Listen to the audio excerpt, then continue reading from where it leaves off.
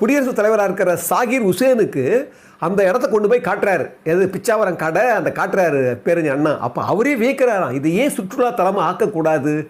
அப்போ என்ன நினச்சாராம் ஆர்எம்பி, இதை வந்து சுற்றுலாத்தலமாக ஆகிறதா இருந்தால் இதை முதல்ல படமாக எடுக்கணும்னு சொல்லி தான் ரொம்ப ரொம்ப ரிஸ்க் எடுத்து அவங்க அந்த வனத்துறை கிட்டலாம் வந்து அனுமதி வாங்கி கடலூர்லேருந்து நிறைய பெரிய பெரிய ஒரு 50 படகுகளை வாங்கி இரவும் பகலும் 50-60 பேரை வச்சுக்கிட்டு வேலை செஞ்சு படகுல ஒரு துரத்துற மாதிரிலாம் காட்சியெல்லாம் அமைச்சு அந்த பார்த்தீங்கன்னா கிளைமேக்ஸ் ரொம்ப ப்ரில்லியண்ட்டாக இருக்கும். அதாவது இவ்வளோ ரிஸ்க் எடுத்து அந்த பிச்சாவரம் காட்டில் போய் எடுத்த பிறகு இந்த மாங்குரோவ் மரங்கள்லாம் நிறைய தண்ணிக்குள்ளேயே வளரும். நான் கூட ஒரு படத்துக்கு போய் நான் லொக்கேஷன் பார்த்தேன். அதுக்கு எடுக்கலை நாங்கள். ஆனால் அங்கே போய் பார்த்தா உள்ளே அந்த படகுல தான் உள்ளெல்லாம் போனோம்.